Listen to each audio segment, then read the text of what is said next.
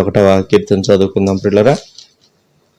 మహోన్నతుని చాటు నివసించేవాడే సర్వశక్తి నీడను విశ్రమించేవాడు. ఆయనే నాకు ఆశ్రయము, నా కోట, నేను నమ్ముకున్న నా దేవుడని నేను యెహోవాను గూర్చి చెప్పుచున్నాను. వేటకాని ఊరిలో నుండి ఆయన నిన్ను విడిపించును, నాశనకరమైన తెగులు రాకుండా నిన్ను రక్షించును. ఆయన తన రెక్కలతో నిన్ను కప్పును, ఆయన రెక్కల క్రింద నీకు ఆశ్రయం కలుగును. ఆయన సత్యము కేడమును డాలునై ఉన్నది. రాత్రి వేళ కలుగు భయమునకైనను, పగటి వేళ ఎవరు బాణమునకైనను, చీకటిలో సంచరించే తెగులునకైనను, మధ్యాహ్నం మందు పాడు చేయు రోగమునకైనను నీవు భయపడుకుందువు. నీ ప్రక్కన 1000 మంది పడినను, నీ కుడి పక్కన 10,000 మంది కూలినను అపాయం నీ ఎద్దుకు రాదు. నీవు కనులారా చూచుచుండగా భక్తిహీనులకు ప్రతిఫలం కలుగును. యెహోవా నీవే నా ఆశ్రయము అని నీవు మహోన్నతుడైన దేవుని నీకు నివాసస్థలముగా చేసుకుని ఉన్నావు. నీకు అపాయమేమీ రాదు, ఏ తెగులును నీ గుడారము సమీపించదు. నీ మార్గములన్నిటిలో నిన్ను కాపాడుటకు ఆయన నిన్ను గూర్చి తన దూతలకు ఆజ్ఞాపించును. నీ పాదములకు రాయి తగలకుండా వారు నిన్ను తమ చేతుల మీద ఎత్తుపట్టుకుందురు.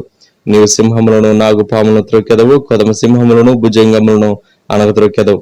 అతడు నన్ను ప్రేమించున్నాడు గనుక నేను అతన్ని తప్పించెదను. అతడు నా నామం ఎరిగిన వాడు గనుక నేను అతన్ని గనపరచెదను. అతడు నాకు మొరపెట్టగా నేను అతనికి ఉత్తరం ఇచ్చేదను. శ్రమలో నేను అతనికి తోడయుండెదను. అతను విడిపించి అతన్ని గొప్ప చేసేదను. దీర్ఘాయు చేత అతనిని తృప్తిపరచెదను. నా రక్షణ అతనికి చూపించెదను. ఆమెన్. సమయంలో మనం దేవుని వాక్యం విందాం పిల్లరా. దైవజనులు ప్రదర్శకులు గారు వచ్చి మనకు దేవుని వాక్యాన్ని అందిస్తారు. ప్రియమైన వారులారా, ఈ ఉదయకాలం ఆదికాండ గ్రంథం 16వ అధ్యాయం 7వ వచనం నుండి 13వ వచనం వరకు వ్రాయబడినటువంటి భాగం చదువుకుందాం. Genesis chapter 16 from verse 7. యెహోవా దూత అరణ్యములో నీటి బుగ్గ యొద్ద అనగా షూరు మార్గములో బుగ్గ యొద్ద ఆమెను కనుగొని, శారయి దాసివైన హాగరు ఎక్కడి నుండి వచ్చితివి, ఎక్కడికి వెళ్ళుచున్నావని అడిగినందుకు అది, నా యజమానురాలైన శారయి యొద్ద నుండి పారిపోవచ్చున్నానని. అప్పుడు యెహోవా దూత నీ యజమానురాలి యొద్దకు తిరిగి వెళ్లి ఆమె చేతి క్రింద అణగి ఉండుమని దానితో చెప్పాను. మరి యెహోవా దూత నీ సంతానమును నిశ్చయముగా విస్తరింపచేసేదను, అది లెక్కింప వీరు లేనంతగా విస్తారమవునని దానితో చెప్పాను. మరియు యెహోవా దూత, ఇదిగో యెహోవా నీ మొర్న వినెను, నీవు గర్భవతి ఉన్నావు, నీవు కుమారుని కని అతనికి ఇష్మాయేలు అని పేరు పెట్టుదు. అతడు అడవి గాడిద వంటి మనుష్యుడు, అతని చెయ్యి అందరి చేతులు అతనికి విరోధముగా ఉండును. అతడు తన సహోదరులందరి ఎదుట నివసించునని దానితో చెప్పగా అది, చూచుచున్న దేవుడవు నీవే అని పేరు తనతో మాట్లాడిన యెహోవాకు పెట్టెను. ఎలయనగా, నన్ను చూచిన వాణ్ణి నేను ఇక్కడ చూచితిని కదా అని అనుకొనెను. ప్రార్థన. ప్రియ ప్రభువా, ఈ ప్రాతకాల సమయం మా ధ్యానం దీవించండి. అలా వ్యూ చేస్తూ ఉండగా మీ సన్నిధి తోడుగా ఉంచి తండ్రి, ఈ ప్రాతకాల ధ్యానం మా కొరకు దీవించి బలపరచమని యేసు ప్రభువారి నామములో ప్రార్థిస్తున్నాం తండ్రి. ఆమేన్. ప్రియమైన వారులారా, ఈ ఉదయకాలం మనము దేవుడు హాగరుతో మాట్లాడినటువంటి భాగం మనము జ్ఞాపకం చేసుకుంటూ ఉన్నాం. హాగరుకు దేవుడు ఒక ప్రత్యక్షత అనుగ్రహించాడు. దూత వలె దేవుడు కనిపించాడు. పాత నిబంధనలో ప్రత్యక్షతలు యేసుక్రీస్తు ప్రభు శరీరధారిగా ఆయన ఈ లోకంలోనికి రాకమునుపు పాత నిబంధనలోని ప్రత్యక్షతలు మనం గమనిస్తే మనిషి వలె లేక దూత వలె కనిపించి మాట్లాడినటువంటి భాగాలు మనం చూడొచ్చు. Pre incarnate Christ appearance. ఆయన మనిషి వలె కనిపించాడు, అయితే ప్రత్యేకంగానే కనిపించేవాడు. అదే సమయంలో దూతను చూచినప్పుడు వారు చనిపోయేటటువంటి వారు కారు, బ్రతకనిచ్చేవాడు దేవుడు. దేవుని చూస్తే పాపం కలిగినటువంటి వ్యక్తి చనిపోవాలి, కానీ దేవుడు బ్రతకనిచ్చాడు. అది దేవుని కృప. ఇక్కడ ఆదికాండ గ్రంథంలో మనం చదువుకున్నటువంటి భాగం, హాగరు పారిపోతూ ఉన్నది.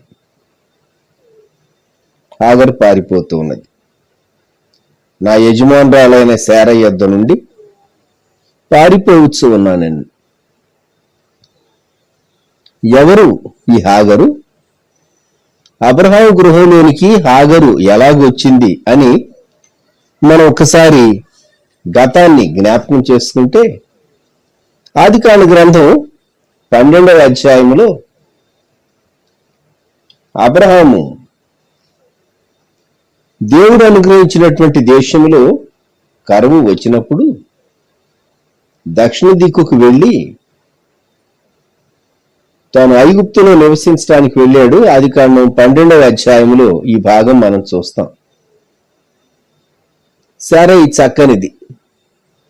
అందువల్ల ఐగుప్తీయులు తనకు హాని చేస్తారేమో తన భార్య అని చెప్తే భయపడి తన సోదరి అని చెప్పాడు. ఆదికాండం 12:14. అబ్రాము ఐగుప్తులో చేరినప్పుడు ఐగుప్తీయులు ఆ స్త్రీ మిక్కిలి సౌందర్యవతి అయి ఉండుట చూచిరి. అందువల్లనే ఫరో ఎదుటికి ఆమె గూర్చినటువంటి సమాచారం తీసుకొని రాబడింది. తరువాత ఫరో ఇంటికి ఆమె తీసుకొని రాబడింది. 16వ వచనంలో అతడు ఆమెను బట్టి అబ్రామునకు మేలు చేసినటువంటి మేలులో గొర్రెలున్నాయి, గొడ్లున్నాయి, గాడిదలున్నాయి, దాసులున్నారు, పనికత్తెలున్నారు, ఆడుగాడిదలు, ఒంటెలు. పనికత్తెలుగా ఇవ్వబడినటువంటి వారిలో ఖచ్చితంగా ఈ హాగరు వచ్చి ఉండాలి. సో అబ్రహాము యొక్క ఇంటిలోనికి హాగరు రావటానికి మూలం ఒక అబద్ధం అని చెప్పాలి. సమస్య యొక్క మూలం అది. సరే, ఇప్పుడు అబ్రాము తన ప్రాణాన్ని కాపాడుకోవటానికి నా సోదరి అని చెప్పాడు, నా భార్య అని చెప్పకుండా. భార్య అని చెప్తే ఎవరైనా తను చంపివేసి శారైని వారి భార్యగా చేసుకుంటారేమో ఐగుప్తీయులు అనే భయంతో దేవుడే ఇంటర్వ్యూని కావాల్సి వచ్చింది. గమనించండి, కొన్నిమార్లు మనం దేవుని బిడ్డలమై ఉండి మిస్టేక్స్ చేస్తాం. మనం చేసే మిస్టేక్స్ దేవుడు కలిగించుకొని ఆయన ఇంకొక మెథడ్లో డీల్ చేసి మన మిస్టేక్స్ దేవుడు సరిచేయవలసి వస్తుంది. ఇప్పుడు అబ్రాము వెళ్ళి నేను మొదట చెప్పింది తప్పు, ఆమె నా సోదరి కాదు, నా భార్య, ఆమెను తిరిగి మీ అంతఃపురం నుండి మరి నా గుడారానికి పంపించండి అని, లేకుంటే నా నివాసానికి పంపించండి అని అడగటానికి అబ్రాహాముకి అంత ధైర్యం లేదు. ఇప్పుడు దేవుడే ఇంటర్వ్యూనై ఆదికాండం 12వ అధ్యాయం 17వ వచనం, అయితే యెహోవా అబ్రాము భార్య అయిన శారయిని బట్టి ఫరోను అతని ఇంటి వారిని మహావేదనల చేత బాధించాను. సమస్యలు ఫరో యొక్క అంతఃపురంలో, రాజగృహంలో కుటుంబీకులకు, ఇంటి వారికి సంభవిస్తూ ఉన్నాయి. వారు ఆశ్చర్యపోయారు, కోరుకోలేకపోతూ ఉన్నారు, బాధ కలుగుతూ ఉన్నది. మహావేదనలు అని వ్రాయబడి, మహావేదనలు ఎంత అంటే వారు ఆలోచించుకోవాల్సి వచ్చింది. ఎవరిని బట్టి, ఎప్పటి నుంచి కలుగుతూ ఉన్నాయి, ఎప్పటి నుండి కలుగుతూ ఉన్నవి అంటే ఫలానా ఆమె మా గృహంలో అడుగుపెట్టినప్పటి నుండి. కొన్ని మత విశ్వాసాలు, సంప్రదాయాల్లో ఫలాని వారు అడుగుపెట్టిన వేళ విశేషమేమో గాని కలిసి వచ్చిందని, కలిసి రాలేదని పలు రీతిలుగా లోకస్తులు మాట్లాడుతూ ఉంటారు. వేళా విశేషం, వారు అడుగుపెట్టిన వేళా విశేషం అని అంటూ ఉంటారు. ఇక్కడ శారయి ఐగుప్తు రాజు అయినటువంటి ఫరో గృహానికి తీసుకొని వెళ్ళబడిన తరువాత వారికి భయంకరమైన సమస్యలు స్టార్ట్ అయింది. అప్పుడు ఆ ఫరోకు ఒక సందేహం కలిగింది, ఈమె నిజంగా అబ్రాము యొక్క సోదరా కాదా? ఎంక్వైరీ చేయించాడు. ఎంక్వైరీ చేయించిన తర్వాత ఆమె భార్య అని తెలిసినప్పుడు అబ్రాము పిలిచి మందలిస్తూ ఉన్నాడు. 18వ వచనం, అప్పుడు ఫరో అబ్రామును పిలిపించి, నీవు నాకు చేసినది ఏమిటి? ఈమె నీ భార్య అని నాకెందుకు తెలుపలేదు? ఈమె నా సహోదరి అని ఎలా చెప్పితివి? నేను ఆమెను నా భార్యగా చేసుకుందునేమో, అయితేనేమి, ఇదిగో నీ భార్య, ఈమెను తీసుకుని పోమని చెప్పాను. సో శారైకి కీడు చేయలేదు ఫరో. అంతఃపురానికి తీసుకుని వెళ్ళబడింది కానీ తనకి ఏ విధమైన కీడు జరగలేదు. దేవుడు ఇంటర్వ్యూనై ఈ విషయాల్లో అబ్రహాం చేసినటువంటి పొరపాటును దేవుడే ఒక విధంగా సరిచేశాడు. ఈ ఫరో మనసాక్షి కలిగినటువంటి వాడుగా తాను కనబడుతూ ఉన్నాడు. ఆశ్చర్యం ఏంటంటే అబ్రహాము యొక్క కుమారుడైన ఇస్సాకు సహా ఇదే మిస్టేక్ రిపీట్ చేశాడు. ఆదికాండ గ్రంథం 26వ అధ్యాయంలో 6-7 వచనాలు మనము జ్ఞాపకం చేసుకుంటే, ఇస్సాకు గెరారులో నివసించెను. ఆ చోటి మనుష్యులు అతని భార్యను చూచి ఆమె ఎవరని అడిగినప్పుడు అతడు ఆమె నా సహోదరి అని చెప్పెను. ఎందుకనగా రిబ్కా చక్కనిది గనుక ఈ చోటి మనుష్యులు ఆమె నిమిత్తము నన్ను చంపుదురేమో అనుకొని తన భార్య అని చెప్పుటకు భయపడెను. ఇది ఐగుప్తులో జరగలేదు. ఆ పైన 26వ అధ్యాయం 2వ వచనంలో అక్కడ యెహోవా అతనికి ప్రత్యక్షమై, నీవు ఐగుప్తులోనికి వెళ్ళక నేను నీతో చెప్పు దేశమందు నివసించుము అని చెప్పిన దాన్ని బట్టి గెరారుకు వెళ్ళాడు. ఫిలిస్తీయుల ప్రాంతానికి వెళ్ళాడు. ఈ రాజు పేరు అబీమెలెకు. ఇక్కడ ఇస్సాకు, రిబ్కా వారు చాలా క్లోజ్ గా బిహేవ్ చేయటం 8వ వచనం. ఇస్సాకు తన భార్య అయిన రిబ్కాతో సరసమాడుట కనబడెను. నవ్వుకుంటూ సంభాషణ చేస్తూ ఉన్నారు. ఒక బ్రదరు సిస్టర్ అలా మాట్లాడుకారు. భార్యాభర్తలు అయితేనే అంతగా మాట్లాడుకుంటారని అర్థమైంది. కాబట్టి ఈ మిస్టేక్, ఇస్సాకు చేసినటువంటి మిస్టేక్ అబ్రహాం యొక్క జీన్స్ లో నుండి వచ్చింది అందామా? గమనించండి. మనం కొన్ని విషయాల్లో ప్రాణాపాయం అని అనుకుని మనం చేసేటటువంటి ఒక మిస్టేక్ మన సంతానం కూడా చేస్తే ఎలాగ అనిపిస్తుంది మనకు? అది జెనెటిక్ అందామా? అబ్రహాం మాట్లాడినటువంటి అబద్ధం ఇస్సాకు కూడా ప్రాణాన్ని కాపాడుకోవటానికి మాట్లాడాడు. సరే, మన అంశంలోనికి వద్దాం. ఇప్పుడు ఇక్కడ ఆదికాండం 16వ అధ్యాయంలో మనం దాసిని చూస్తూ ఉన్నాం. శారై యొక్క దాసి హాగరును చూస్తూ ఉన్నాం.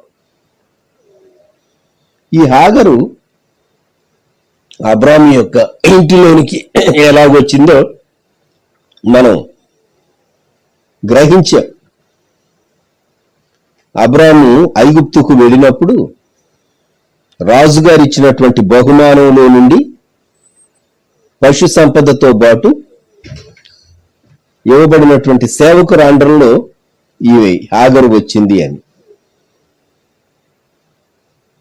ఈ హాగర్ను తన భర్తకు సంతానం కనే నిమిత్తం యజమానురాలే ఇచ్చింది. శారై హాగర్ను పైన 3వ వచనంలో ఏమని వ్రాయబడిందంటే, కాబట్టి అబ్రాము కనాను దేశములో 10 ఏండ్లు కాపురమున్న తరువాత అబ్రాము భార్య అయిన శారై తన దాసి అయిన హాగరును ఐగుప్తీయురాలను తీసుకుని తన పెనిమిటి అయిన అబ్రామునకు భార్యగా ఉన్నట్లు అతనికి ఇచ్చాను. 10 years వెయిట్ చేయటం చాలా సుదీర్ఘమైనటువంటి కాలమే. కొన్నిమార్లు మన సమస్యకు మనం జవాబు కొరకు కొన్ని సంవత్సరాలు ఎదురు చూస్తాం. మన ఓపిక నశించిపోతుంది. లోకంలో ఒక సామెత ఉన్నది, God helps those who help themselves అని ఎవరైతే తమకు తాము సహాయం చేసుకుంటారో అట్టివారికి దేవుడు సహాయం చేస్తాడని ఇది లోకంలో సామెత. శారయి లోకరీతిగా ఆలోచించింది. లోకరీతిగా ఆలోచించి ఆ దినాల్లో ఉన్నటువంటి ట్రెడిషన్, సంప్రదాయం, ఆ ప్రాంతాల్లో ఉన్నటువంటి సంప్రదాయం,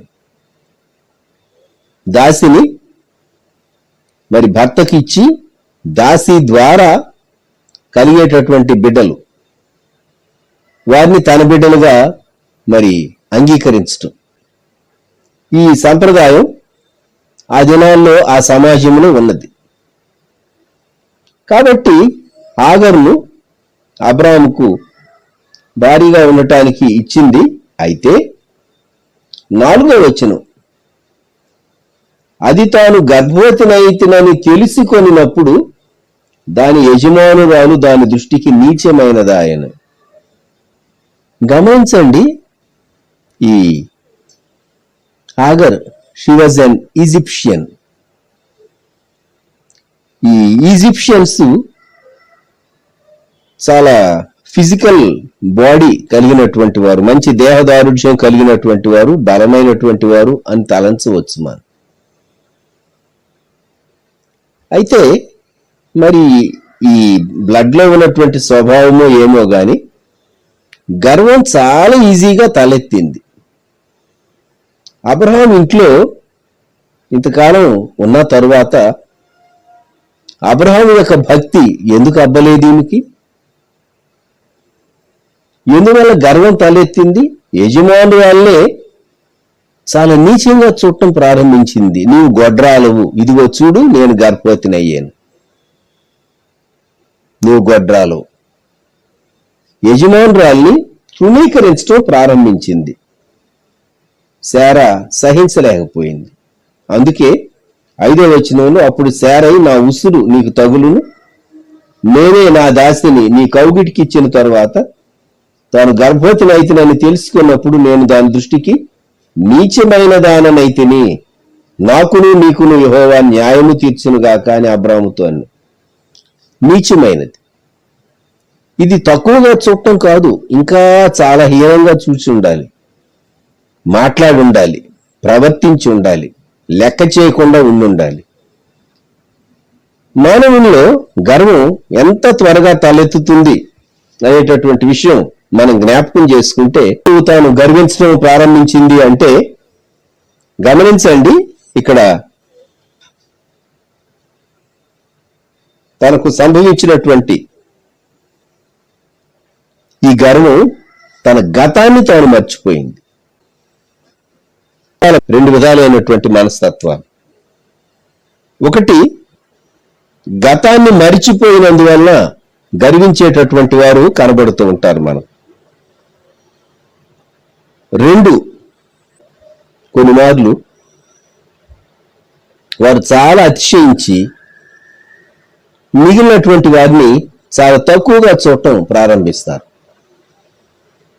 గర్వం యొక్క ఆరిజిన్, గ్రోత్ హాగర్లో మనం చూసినప్పుడు అర్థమయ్యేటటువంటి విషయం. యెషయా గ్రంథం 51వ అధ్యాయంలో ఒక చక్కని మాట వ్రాయబడి ఉంది. యెషయా గ్రంథం 51 మొదటి వచనం నుండి, నీతిని అనుసరించుచు యెహోవాను వెదకుచూ ఉండు వారులారా నా మాట వినుడి. మీరు ఏ బండ నుండి చెక్కబడితిరో దాన్ని ఆలోచించుడి, మీరు ఏ గుంట నుండి త్రవ్వబడితిరో దాన్ని ఆలోచించుడి. మీ తండ్రి అయిన అబ్రహాము సంగతి ఆలోచించుడి, మిమ్మును కనిన శారాను ఆలోచించుడి. అతడు ఒంటరి అయి ఉండగా నేను అతని పిలిచితిని, అతనిని ఆశీర్వదించి అతనిని పెక్కుమంది అగునట్లు చేసి తిని. సో అబ్రాము విగ్రహారాధికుడు. దేవుడు తనను పిలిచాడు. నిజమైనటువంటి దేవుని కనుగొనటానికి, సేవించటానికి, ఆయన పిలుపుకు విధేయుడవటానికి, జనాంగములకు కర్తగా ఉండేటందుకొరకు దేవుడు ఏర్పరచుకొని, నేను నీ యందు భూమి యొక్క సమస్త వంశాన్ని దీవిస్తాను అని పిలిచాడు. అబ్రహాము దేవునికి లోబడ్డాడు. దేవుని మాట చొప్పున స్వంత దేశాన్ని, ప్రజలను విడిచి వచ్చాడు. ఇప్పుడు ఈ హాగరు జీవితంలో మనం గమనిస్తే, హాగరు చాలా సింపుల్గా తాను గర్వించి శారైని చాలా తేలిగ్గా, నీచంగా చూడటం ప్రారంభించింది. హాగరు అనే పేరుకు అర్థం ప్రయాణికురాలు, సోజర్నర్ అని అర్థం ఉన్నది. ఈ ప్రయాణికురాలు లేక సోజర్నర్ అని పేరు కలిగినటువంటి ఈ హాగరు యజమానురాలు పెట్టే శ్రమకు తట్టుకోలేక తాను పారిపోతూ ఉన్నది. ఇటువంటి వ్యక్తికి దేవుడు కనిపించాడు. ఇది ఆశ్చర్యం మనకు. ఒక దాసికి దేవుడు కనిపించాలా? మనిషి వలె కనిపించాలా? దేవుడు మాట్లాడాలా? దేవుడు ప్రశ్న వేయాలా? ఆదికాండం 16:8 7వ వచనం నుండి, యెహోవా దూత అరణ్యములో నీటి బొగ్గ యొద్ద అనగా షూరు మార్గములో బొగ్గ యొద్ద ఆమెను కనుగొని, శారయి దాసివైన హాగరు, ఎక్కడ నుండి వచ్చితివి, ఎక్కడికి వెళ్ళుచున్నావని అడిగినందుకు. సో దేవుడే దూత వలె తనకు కనిపించి తనతో మాట్లాడుతూ ఉన్నాడు. పేరు పెట్టి పిలుస్తూ ఉన్నాడు.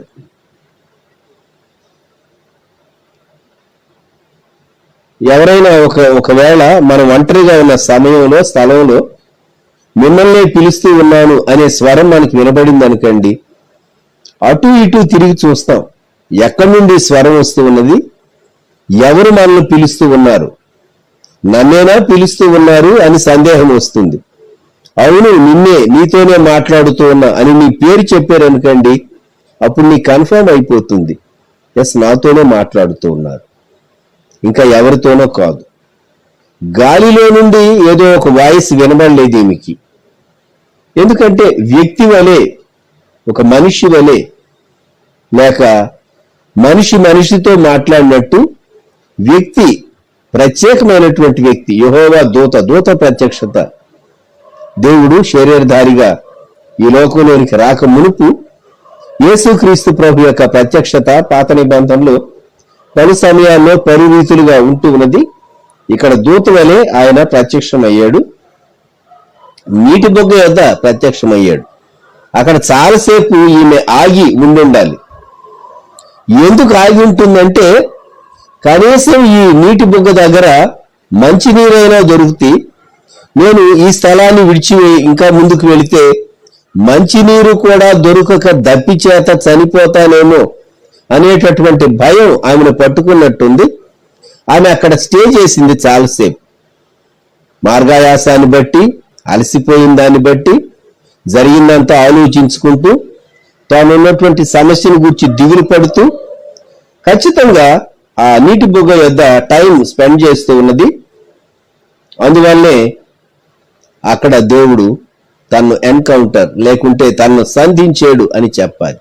శారయి దాసివైన హాగరు, ఎక్కడి నుండి వచ్చితివి, ఎక్కడికి వెళ్ళుచూ ఉన్నావు? ఎక్కడి నుండి వస్తూ ఉన్నావు అనే దానికి జవాబు ఉన్నది, నేను అబ్రహాము ఇంటి నుండి పారిపోయి వస్తూ ఉన్నాను చెప్పాలి. కానీ ఎక్కడికి వెళుతూ ఉన్నావంటే తనకు జవాబు లేదు. కొన్నిమార్లు మనకు సగం జవాబే ఉంటుంది. మన జీవితంలో హాఫే చెప్పగలం. మీరు 2 ప్రశ్నలు అడిగారు, నేను ఒకదానికే జవాబు చెప్పగలను, రెండో దానికి జవాబు నా దగ్గర లేదు అని మనం అనవచ్చు. మన పరిస్థితి కూడా, మన సమస్య కూడా, మనకి వేయబడినటువంటి ప్రశ్నకు జవాబు కూడా అలాగే ఉందేమో ఒకసారి మనము ఆలోచించుకుందాం. 16వ అధ్యాయం 10వ వచనంలో లేక 9వ వచనంలో,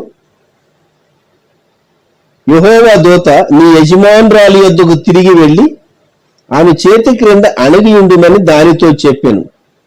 8వ వచనం చివరి భాగం, శారయి దగ్గర నుండి తాను పారిపోతూ ఉన్నానని హాగరు చెప్తూ ఉన్నది. నా యజమానురాలైన శారయి యొద్ద నుండి పారిపోవచ్చున్నాను నేను. అంత మటుకు నిజం చెప్పింది మేలే. కొన్ని మార్లు మనం మన రియల్ కండిషన్ కన్ఫెస్ చేయటానికి కూడా మనం ఇష్టపడం. నేనేదో సమస్యలో ఉన్నానండి, మీకెందుకు చెప్పాలి, లేక ఇంకేదో అబద్ధం చెప్పటం. కొన్నిసార్లు యథార్థత లేకపోతే దేవుడు ఏ విధంగా సహాయం చేయడు. యథార్థత, సిన్సియరిటీ చాలా అవసరం.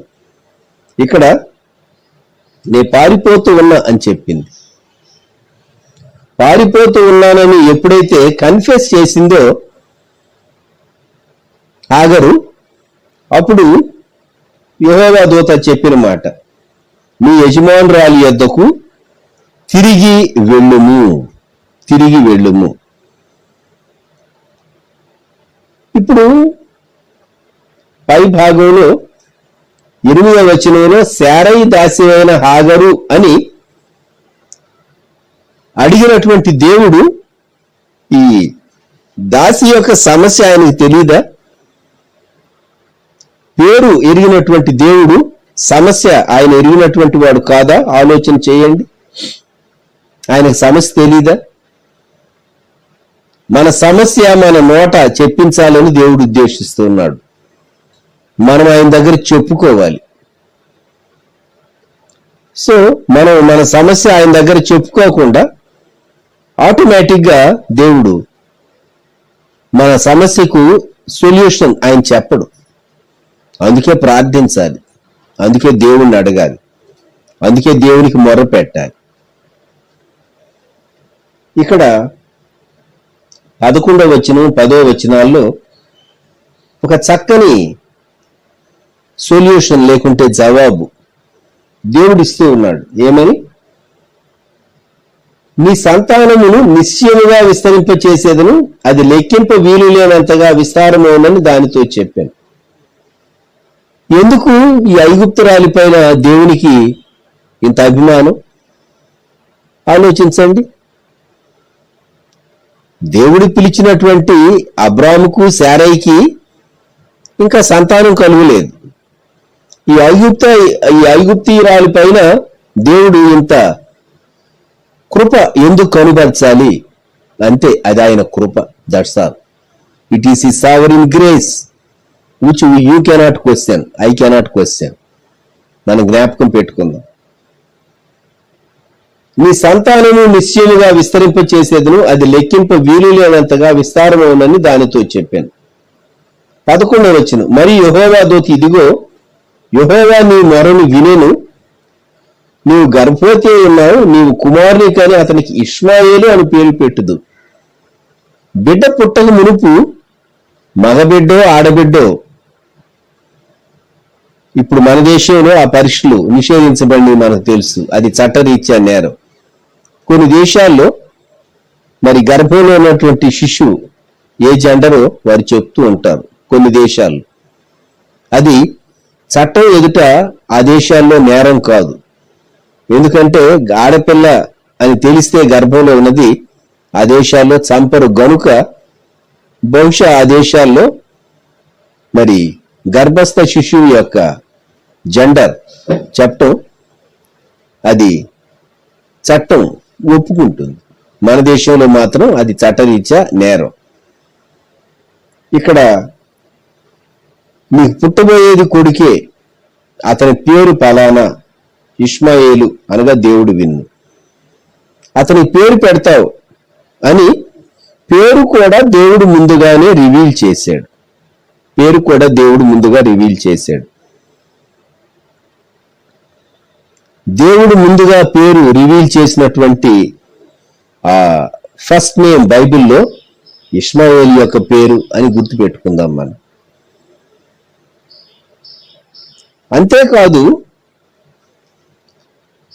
ఆదికాండంలో 21వ అధ్యాయం, అబ్రహాం ఇంటి నుండి శాశ్వతంగా ఈ దాసి దాని కుమారుడు తరువాతి కాలంలో వెళ్ళగొట్టబడవలసి వచ్చింది.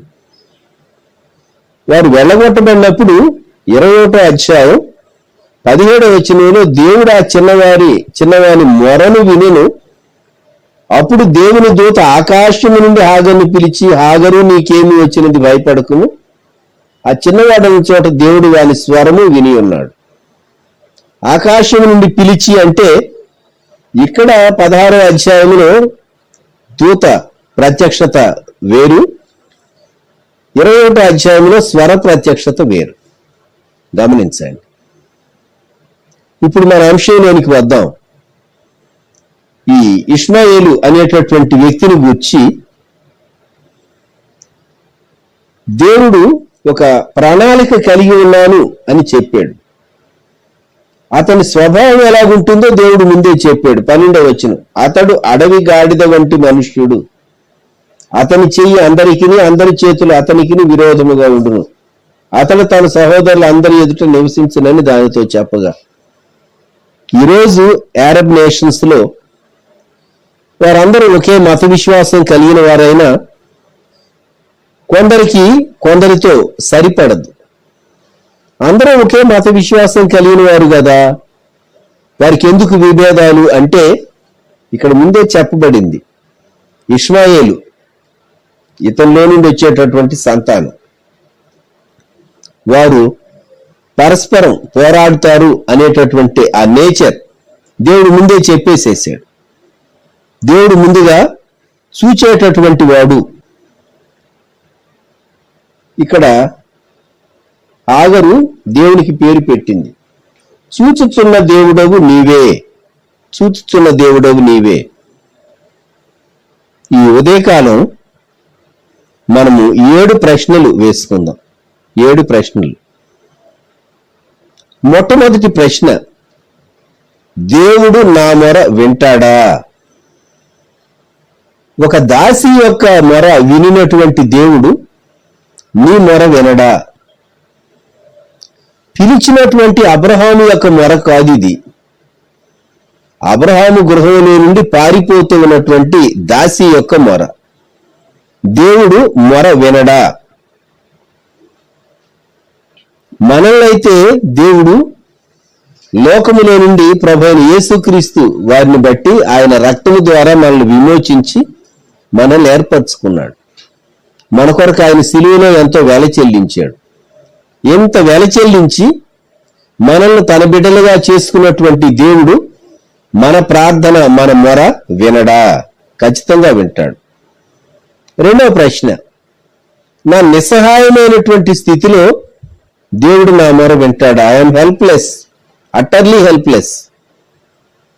ఏ దిక్కు చూచినా ఆ ఎడారిలో ఆ నీటి బొగ్గ దాటి వెళితే నీరు దొరుకుతుందనేటటువంటి నమ్మకం సహా లేదు ఆగరుకు. అందుకే నీటి బొగ్గ దగ్గరే ఆగింది, ఆలోచిస్తూ ఉన్నది. ఎటు వెళ్ళాలి, ఎక్కడికి వెళ్ళాలి, నా పరిస్థితి ఏంటి, నేను ఫెయింట్ అయి పడిపోతే, ఒకవేళ నేను ఆ స్థితిలోనే చనిపోతే నా పరిస్థితి ఏంటి, చాలా భయపడుతూ ఉంటుంది. నా కడుపులో ఉన్నటువంటి బిడ్డకి ఏమి సంభవిస్తుంది అనేటటువంటి చింత తాను కలిగి ఉంటుంది. మన నిస్సహాయ స్థితిలో ప్రభు మన పక్షంగా సహాయం చేసేటటువంటి వాడుగా ఉన్నాడు. మూడో ప్రశ్న, దేవుడు నన్ను దీవిస్తాడా? ఎస్, దేవుడు దీవిస్తాడు. ఈ ఐగుప్తీయురాలైనటువంటి హాగరు యొక్క కుమారుడు ఇష్మాయేలు ఆదికాండం 21వ అధ్యాయంలో వారు అబ్రహాము ఇంటిని విడిచిపెట్టి వెళ్ళవలసి వచ్చింది. దానికి కారణం ఇష్మాయేలు వాగ్దాన పుత్రుడైనటువంటి ఇస్సాకును చూచి ఎగతాళి చేసినందువల్ల. అప్పుడు దాసిని, దాని కుమారుని వెళ్ళగొట్టుమని శారా, ఆమె శారయి నుండి శారాగా పిలువబడింది, అబ్రహాం పైన ఒత్తిడి తీసుకుని వచ్చింది గనుక పంపించవలసి వచ్చింది. అప్పుడు వారు పారాను అరణ్యంలోనికి వెళ్ళారు. ఆదికాండం 21వ అధ్యాయం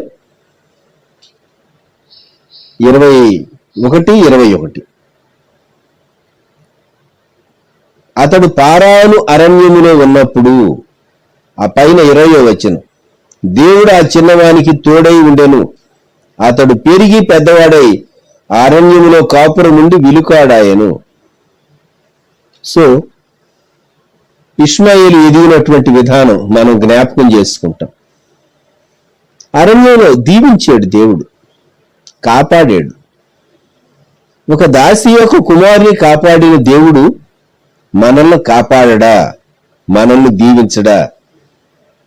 నా కుమారుడికి పెళ్లి ఎట్లా అవుతుంది అని ఆ స్త్రీ దిగులు పడి ఉంటుంది. 21వ వచనం, ఐగుప్తులో నుండి ఒక స్త్రీని తీసుకొచ్చి పెళ్లి చేసింది. ఎంతైనా ఐగుప్తీయురాలు కదా, కాబట్టి తన వంశాన్ని, తన జనాంగాన్ని వెతుక్కుని ఈజిప్షియన్ని తీసుకుని వచ్చి ఒక ఐగుప్తీయురాల్ని ఇష్మాయేలుకు వివాహం చేసింది. ఇప్పుడు మన మూడో ప్రశ్న ఏంటంటే, దేవుడు నన్ను దీవిస్తాడా? ఎస్. నా సంతానాన్ని దీవిస్తాడా? అవును. నాలుగో ప్రశ్న, దేవుడు విస్తారంగా దీవిస్తాడా? ఆదికాండం 16:10, నీ సంతానము నిశ్చయముగా విస్తరింప చేసేదను, అది లెక్కింప వీలు లేనంతగా విస్తారమవునని దానితో చెప్పాను. విస్తారంగా దీవిస్తాడు దేవుడు అని అనుకోవటానికి ఆదికాండం 16వ అధ్యాయంలో గర్భవతిగా ఉన్నటువంటి ఈ స్త్రీకి ఆధారం కనబట్టలేదు. దేవుడు ఎలాగ విస్తారంగా నన్ను దీవించగలడు? ఆ రాజు నన్ను ఈ అబ్రాము యొక్క ఇంటికి దాసిగా గిఫ్ట్గా ఇచ్చేసేసారు. నేను దాసిని కదా, ఇప్పుడు నా యజమానురాలి ఫేవర్ కూడా నేను పోగొట్టుకున్నాను.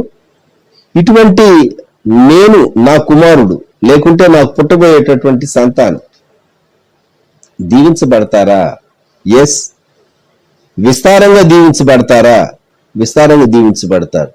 ఇప్పుడు ఐదో ప్రశ్న, విస్తారంగా దీవించబడటానికి రీజన్ ఏంటి? మానవ రీత్యా ఆగరు ఆలోచిస్తే కొన్నిసార్లు ఇంతగా దేవుడు ఎందుకు దీవించాలి మనకు చాలా డౌట్స్ వస్తాయి. వాళ్ళని దేవుడు భలే దీవించాడండి, అంత దీవెన నా మీదికి ఎందుకు రాలేదు, ఎందుకు రాలేదు, ఎందుకు రాలేదు అని ఆలోచిస్తూ ఉంటారు. దేవుని సార్వభౌమ అధికారం ఒక జవాబు. 2, నీ స్వభావం, నీ యథార్థత. 3, దేవుడు కృప చూపించాడు. ఎవరి కృప చూపించాలనుకున్నాడో వారి కృప చూపించాడు. 4, దేవుడు అబ్రహాముని బట్టి శారాలో నుండి జనాంగాలను తీసుకుని రాని ఉద్దేశించినటువంటి దేవుడు ఈ ఐగుప్తీయురాల్లో నుండి కూడాను నేషన్స్ ని దేవుడు తీసుకుని రావాలని ఉద్దేశించాడు.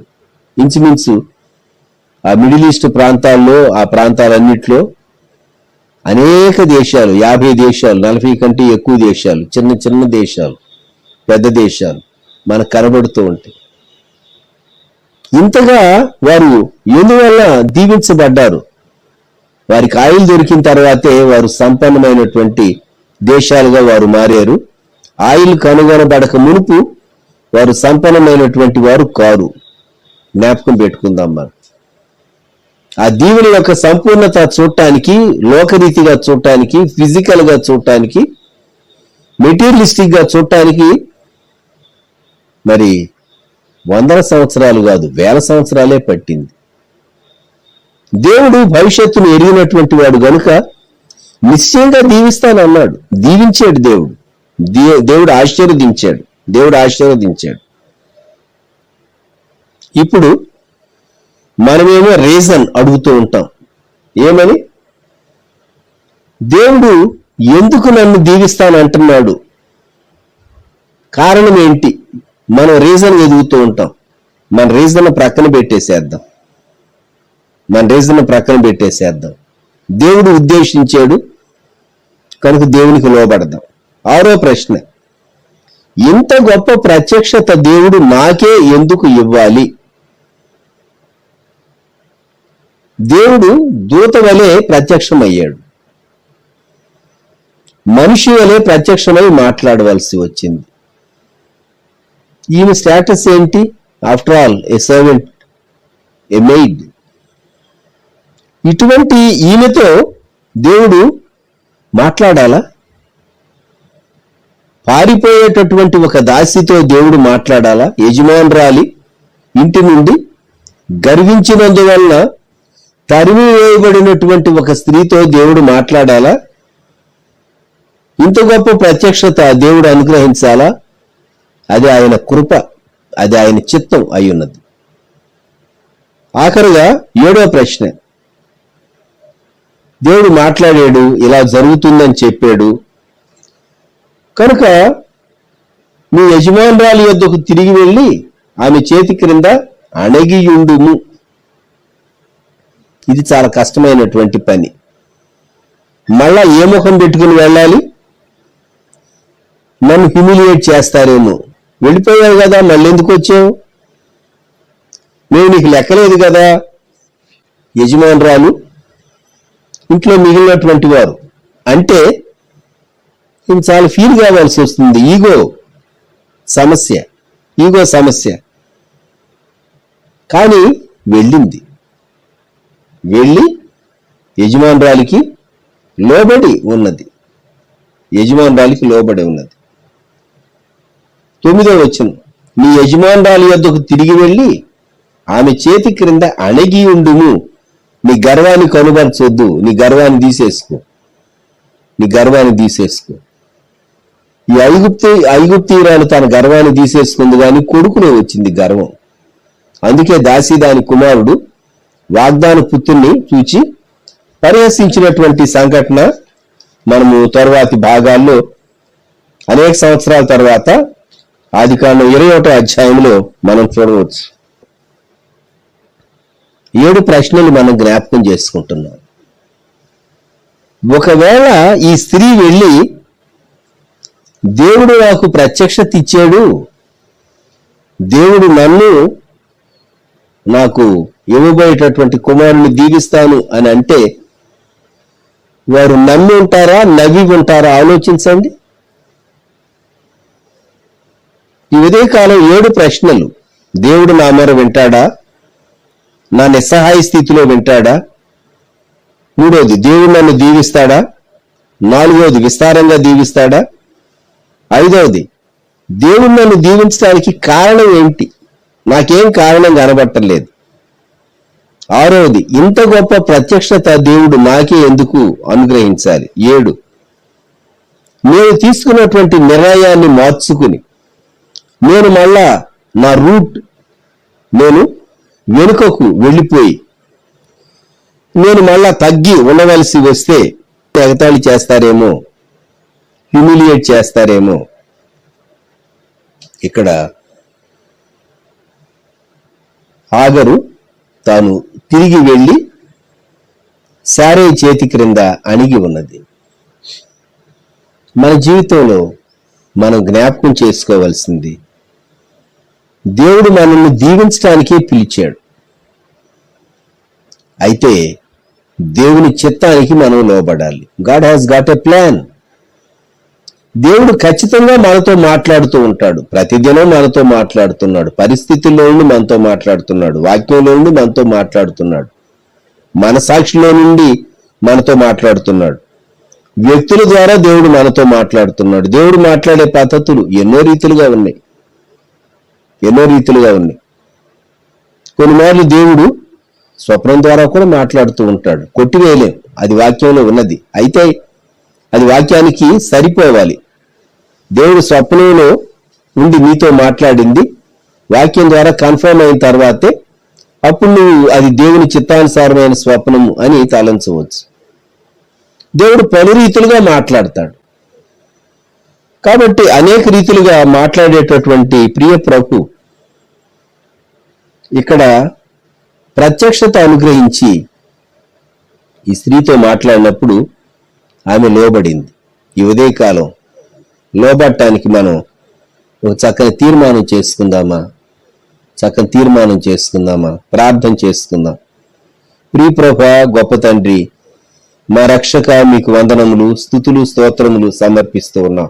ఈ ప్రాతకాలం మాతో ఏకీవించినటువంటి ప్రియ బిడ్డలందరినీ దీవించండి, వారి కుటుంబాలను ఆశీర్వదించండి.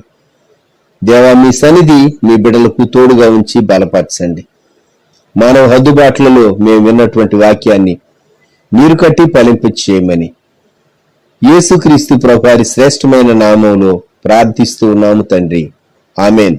మన ప్రభు అయిన యేసుక్రీస్తు వారి కృప, దేవుని ప్రేమ, పరిశుద్ధాత్ముని అన్యోన్య సహవాసం సదాకాలం సంగమునకు తోడై ఉండును గాక. ఆమేన్. మీకు అందరికీ ప్రభు నామములో వందనాలు. మరలా రేపు ఉదయకాలం మనం కలుసుకుంటాం.